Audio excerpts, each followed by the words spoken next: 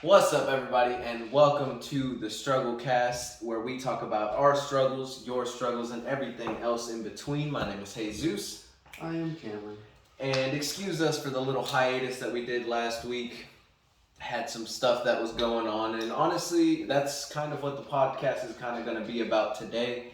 For any of you, actually, I don't think I even mentioned this in the podcast at all, but I ended up going to Astroworld in Houston, Texas this year. It was the third the third annual festival held by the infamous Travis Scott. Yeah, I mean, at this point, he kind of is. But yeah, I was there. I was sadly in the middle of all the amongst the chaos that was going on during the Astroworld Festival, and it was honestly kind of surreal, just because when we got back from the Airbnb, right, or when we got from the festival back to the Airbnb, we realized that only a small section of that festival was actually getting messed up, and the people that I went with, the group that I went with, were in the middle of it. And so we kind of just want to talk a little bit about that, not really go into specific details about that. I feel like that's a different podcast for a different day, or maybe not ever, maybe. It's one of those things where it's like you can't really believe that you went through it until you're back into your environment and just really kind of taking it all in, and I guess I'm still in that process, just really trying to figure out what exactly happened to me, what happened to the people there, what happened to my friends that were there. It was a tragedy for sure. But for that reason, we kind of have a little bit that we want to talk about, and kind of starting with the main one is realizing the importance of the people around you. Not now that is kind of a broad statement. People around you could be friends, family, and even just people, using as an example, but sitting right across from you. I think there is an importance of people that oftentimes is forgotten, especially nowadays, and with this selfish, not necessarily selfish, I'm calling it selfish because it is what it is, but there is a lot of selfishness going around in our society, which isn't a bad thing. It's like looking out for number one. You are your own number one person, right? And that's kind of what we advocate here on the podcast. However, there is, in my opinion, a fine line between being a complete, excuse the language, censored myself, because you don't necessarily care about the people around you, and then there's the caring too much about people around you, which can lead to some pretty, I would say, unhealthy behaviors. But I think there's a balance in where you can be humble as well as confident in yourself and confident in your skill set or whatever, But the reason why we bring this up is because, as you all know, there were at least 8 people who had passed away at the festival during the actual the festivities going about in the festival. It wasn't festive for me, wasn't it? But things happen, like I went into when we were specifically looking for our spot for Travis's set, we in no way imagined that anything even close to that was going to happen. Like people were suffocating, people were like being crushed by people taller, smaller, like it didn't matter. You could not move in that position. And so one of the things that kind of I wanted to go into is just realizing the importance of people, because what happened shouldn't have happened. it's a festival. Yeah, things get a little rowdy every now and then, you know, like maybe people go a little too hard in a mosh pit. But one of the things, actually, we'll talk about that later.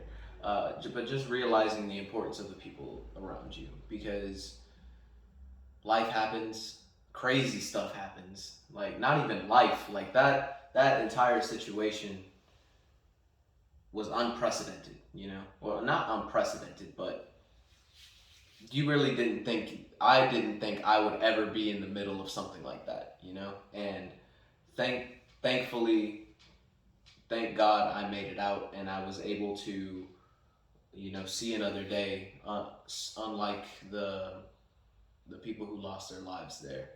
And, you know, like you never know. Like there were kids in the audience as well that are still in intensive care, and you know you just never know what might happen one day.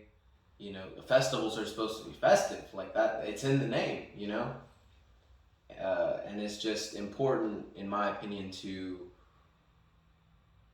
especially those special to you. Make sure they know, and if they already know, make sure they know again, you know, because you never know what might happen. And kind of going, I don't know if you have any, I feel like you have something to say in that regard. Yeah, I was just, since you're the one that went through that, I was sitting right here. I was just gonna let you say your piece, get your open soliloquy out. It's not a soliloquy, but anyway, your opening speech out and hop in from there. But specifically pertaining to letting the people around you know what they mean to you, I was thinking about it, thinking about what we're going to talk about, and I just kind of sat in the car right up until showtime. Mm-hmm. And I just started thinking, I was like, man, when's the last time I did this with this person, or when's the last time I reached out to this family member, or I should hit her up, or when's the last time my boys all got together, all types of stuff like that. And I actually started talking about, thinking about future stuff. I texted a friend and was like, hey, what do you think about this? And you don't need to know about all that. So we're going to leave that there. But it's definitely true. You never know what can happen. Any day can be your last. Any instant can be your last. It could be a wreck.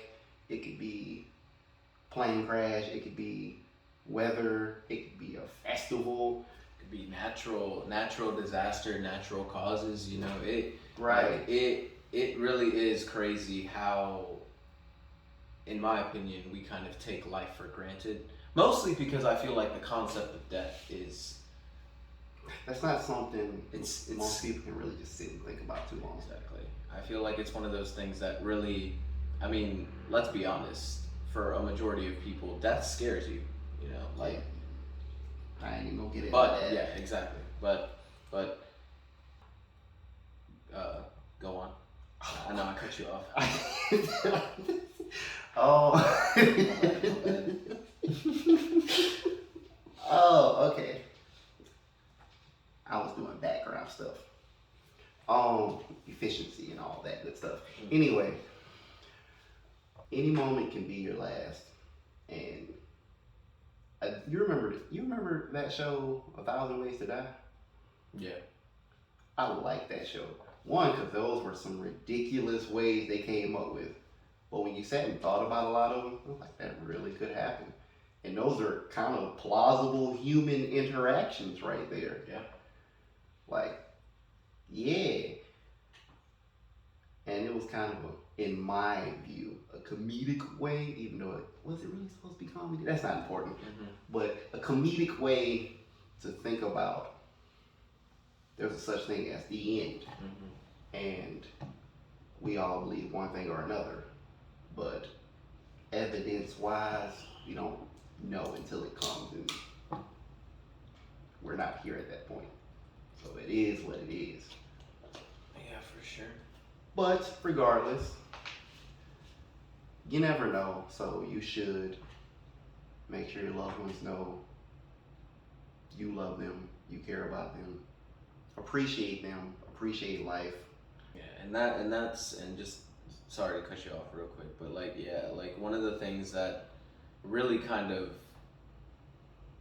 has set in for me is a more appreciation for life, because not to go into too much detail because it's not something I'm not ready to talk about, but it's something that, in my opinion, I've talked to a couple of people, a couple close people, and it's not something, that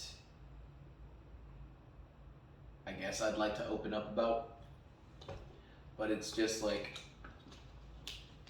having a near death experience, and it's crazy, like you are in such chaos, and there comes a point where your body kind of either gives out or goes hard. And for a moment there was a point in time where my body was just letting go, and one of the scariest moments was when I realized what my body was doing, and that's when fight or flight kicked in, and when you are in those moments, you kind of just, or after being in such a moment like that, you kind of get a different perspective of just everyday things, like there's more appreciation for life that I feel like we as people kind of take for granted sometimes. And yeah, like, and that's kind of why we started off with just the importance of the people around you, like me, I'm a mama's boy. I love my mom, and after that, after the festival, I hugged my mom real tight, and it was just one of those moments where you're like, I there was a possibility that I wouldn't have been here to hug my mom. There was a possibility that I wouldn't have been able to dap up my man Cam over here. Like there was a possibility that, as much as I don't like to go to work, I wouldn't have showed up at my job. It's because I wouldn't have made it. Like I don't know if I would have thought about that particular one, but I get it. But like I mean, well, like the thing is like you don't know what you think about in those moments. Like it's just like it nearly, or being on that line between like letting go and wanting to stay is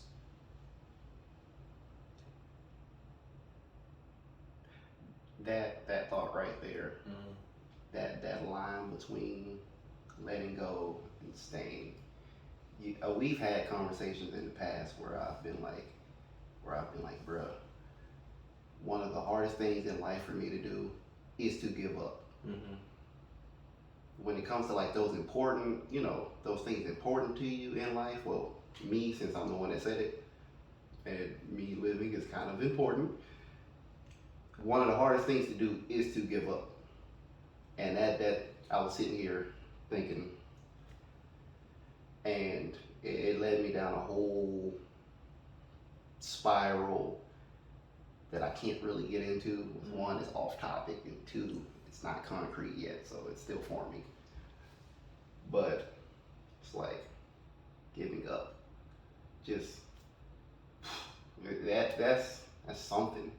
Like, and the thing is, man, is like, me. First of all, I'm a competitive mom. I'm a competitive mom. I don't want anyone to get the best of me. Mostly because like I want to be the best. That's just the way my mind is set up. But like I'm kind of gonna go in a little bit, but like imagine you can't move. Imagine you're in a point where you just are powerless.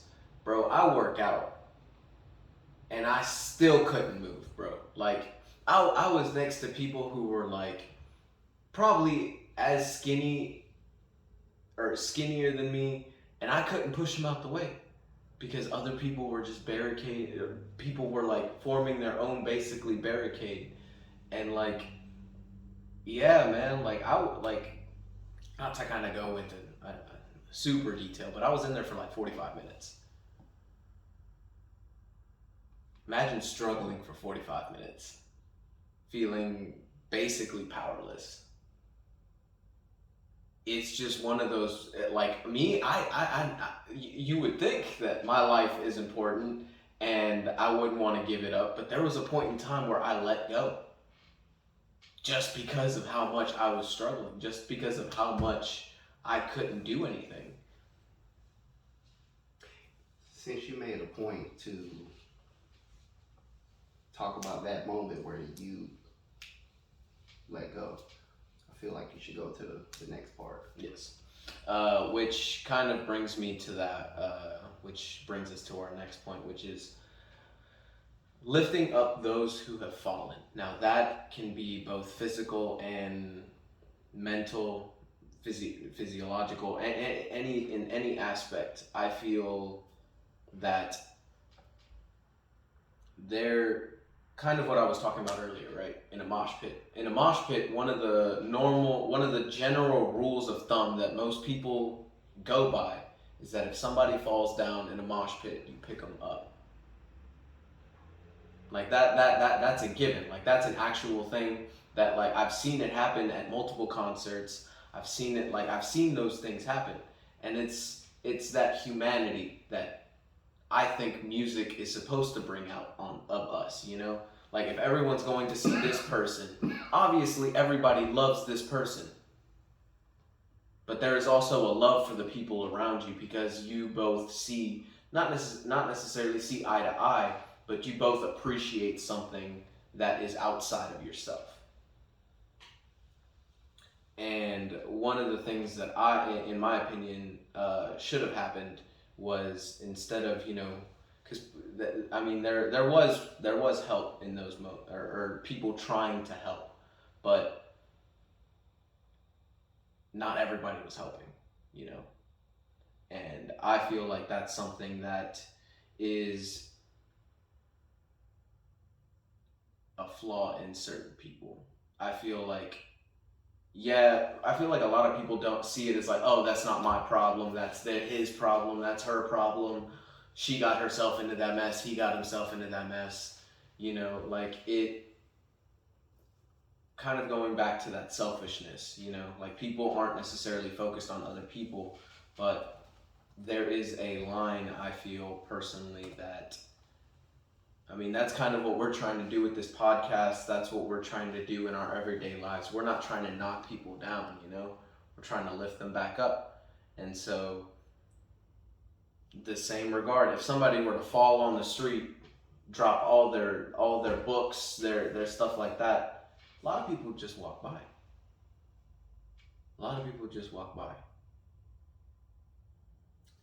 In your pause, just want to say, in psychology, bystander effect. Yeah, exactly. Ooh, speaking of bystander effect, it's kind of like the thing. There's a certain thing as well with that effect. Whenever somebody, let's say, is having a medical emergency, let's say somebody passes out or somebody's having a heart attack, one of the things that causes people to pass away in those moments is because people will say help. People will say, help me, help me, help me, help me, you know, like help me. And that bystander effect just goes on everybody because nobody knows what, or not necessarily not nobody know, not that they don't know what to do, but there's a lot going on to the point where it's like, oh, that's not me.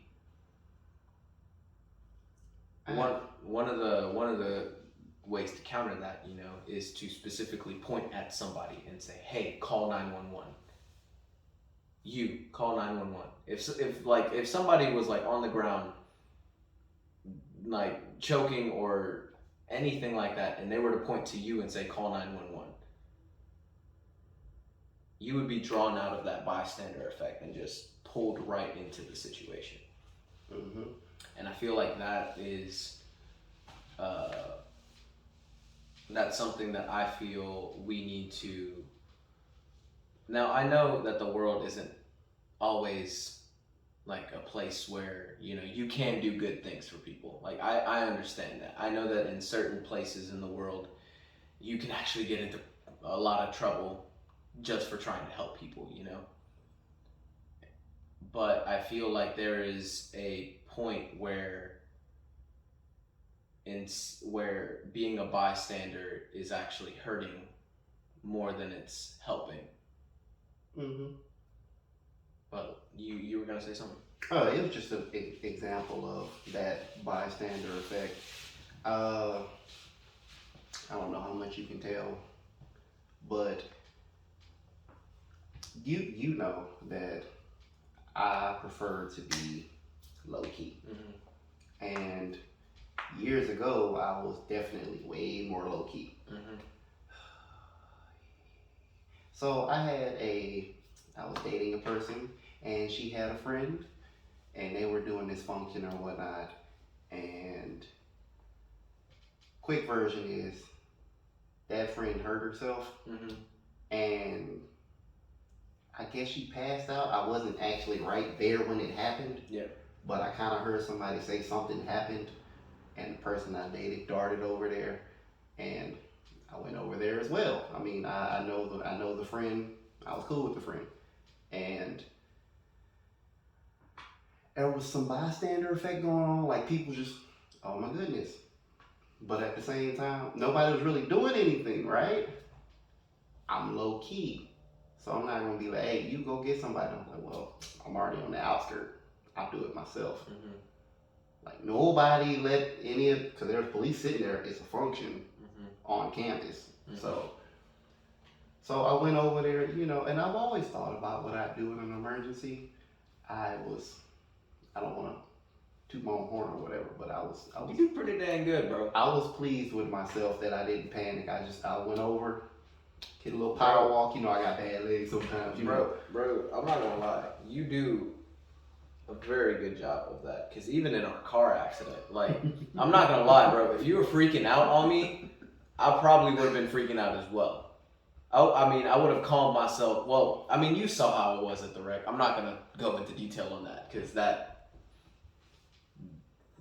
Action movie, dog. It was amazing. But yeah, like as soon as it happened, you looked over at me and you said, "Hey, get out the car."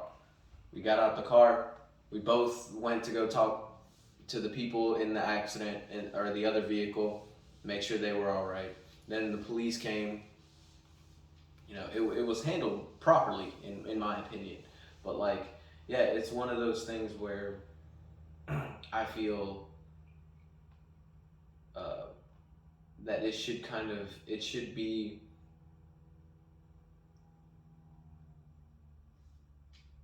there's like a difference, right? Because obviously if somebody that you knew got injured, you either freak out or you'd be calm enough to be able to do the things that you needed to do.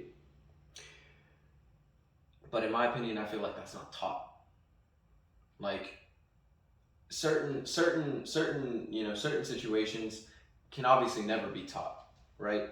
But I feel like the concept of lifting those who have fallen is not one of the concepts that has been taught, regardless of situation.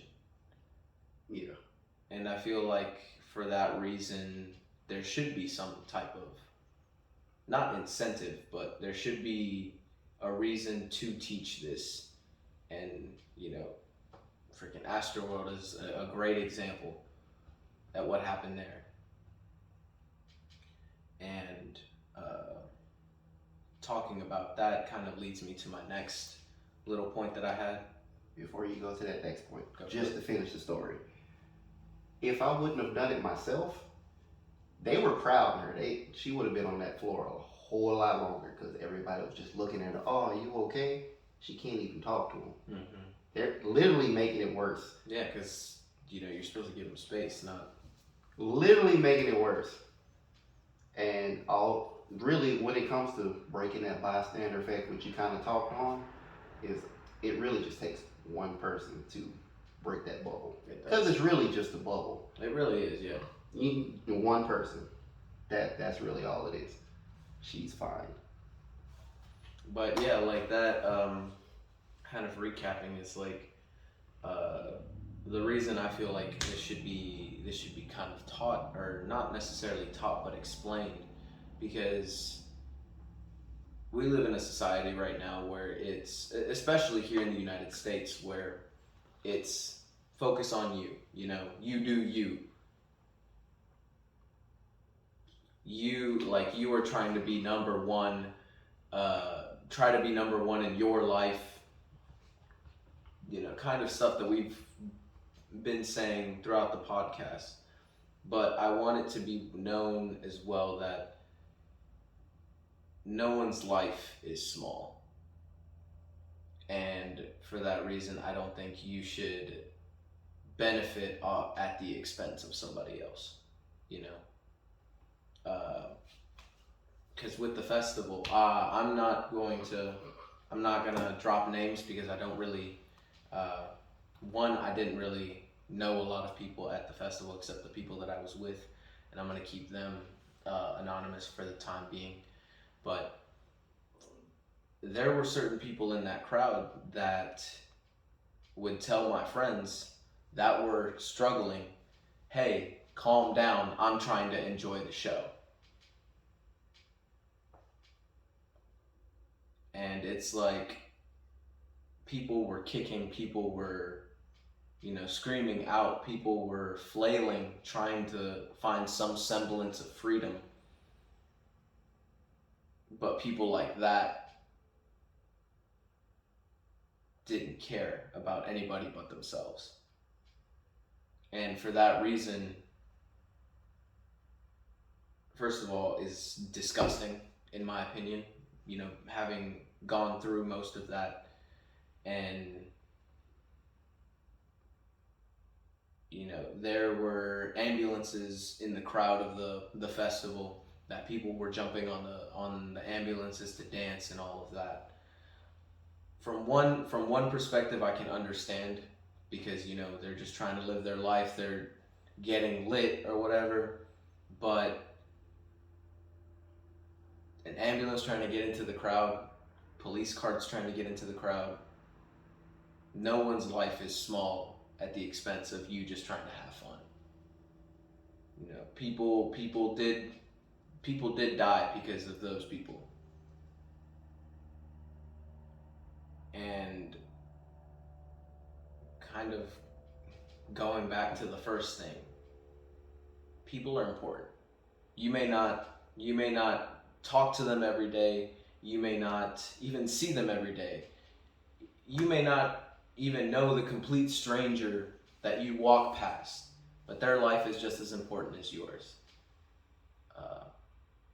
Now, of course, to you or to yourself, your life should be important, should be the most important, in fact.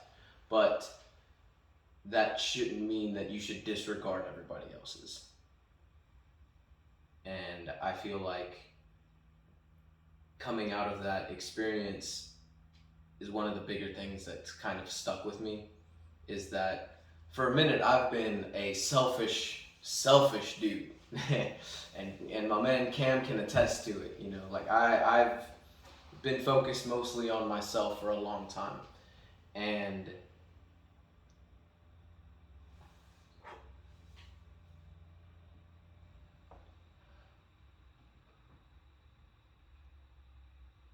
it can change the way your perspective, or how you look at other people.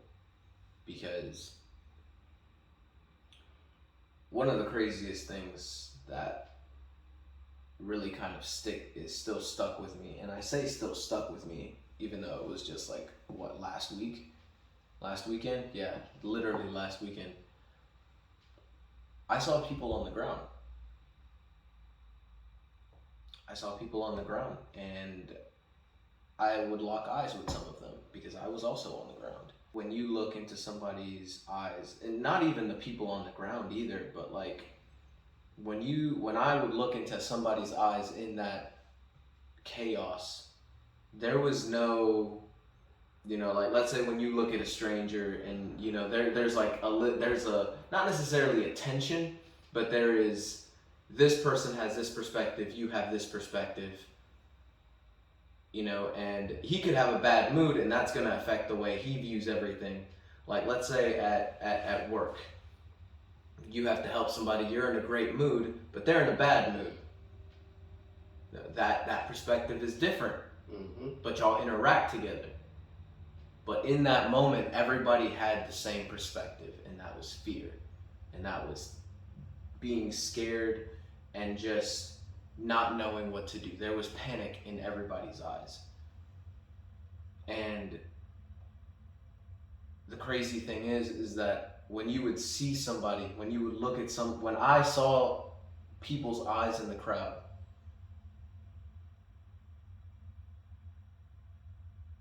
there was no, oh, I'm better than you. There is no competition the way I guess society is kind of set up. Because in the real of things, you express yourself a lot more. There was no what we say hidden mask, like fake people. There was none of that there. All I could see was, especially since a lot of them were, my age, I would look into their eyes and see a scared little kid. Like I like to consider myself an adult. I have my own place.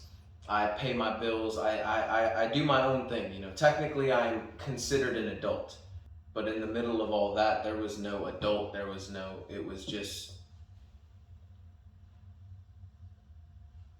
It was that lost child look in everybody's eyes. When you see a kid lost at Walmart and they start freaking out, that's what I saw. Because there was no way out. There was just chaos. And sitting here and realizing, or just contemplating the entire experience, makes me realize that no one's life is not important, because they have parents that raised them from childhood, that love them with all their being. They have siblings. They have teachers that they've made an impact on. They have friends that they've made an impact on. They're not just that random stranger that you happen to see out of the corner of your eye. They have their own life. They have their own people that they influence. They have their own influences influencing them. And now they're just gone. If you take anything away from this podcast, or this specific episode, sorry for being so gloomy on you guys today, but it's to always value everyone. Yeah, some people might not be that great, and some people may not even bring value into society, but that doesn't, in my opinion, that doesn't necessarily, what's the word, symbolize their value. Like a criminal, let's say somebody robbed the gas station. Alright. All we know is they robbed the gas station. But what if they robbed that gas station to help with their kid who is currently in the hospital battling some type of disease? And the reason they went to that register or that gas station was to get money in order to help with that. Obviously not the best, and not the best way to get money, and not a legal way to get money. But their value was trying to be a good parent. trying to save the life of their child. That in itself has its own value to that person, you know? And so I don't want, and it kind of comes down to don't judge a book by its cover. Love everyone, value everyone. And if you don't necessarily agree with what they say, that's okay. Not everybody is supposed to enjoy everyone's company, you know? But as long as we as a people, we as a species, value each other, no matter what background you come from, no matter what race, no matter what religion, no matter what, we're all people on this earth. And I feel like we can start having a better life for everybody if we can just all learn to value each other. Yeah, just that. There's no better way to say that. If you want to sum it up into one word, empathy.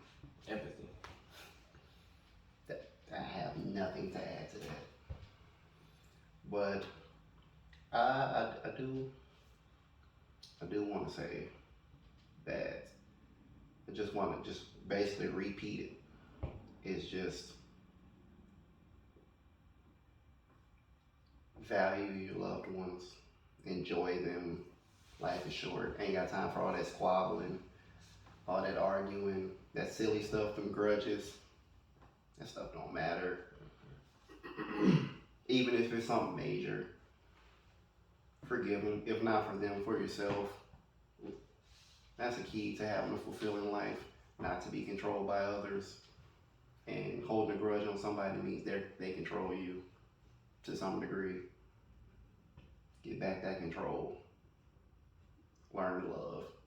Learn to appreciate life. You know. Learn to be more empathetic. Even if you don't fully understand, you can still have empathy and sympathy. If they don't accept it, keep it moving. You did what you were supposed to do. But don't be toxic. You know, don't be the I'm trying to enjoy the show while they're screaming for help and all that. Don't be that. Don't do that. That's at that point you're just failing as a human being. But that's a different topic. I'm gonna leave that alone. That's everything I have. That's everything I have for today. Well, in that case, thank you for watching episode 15 of the Strugglecast, where we talk about your problems, our problems, and everything in between.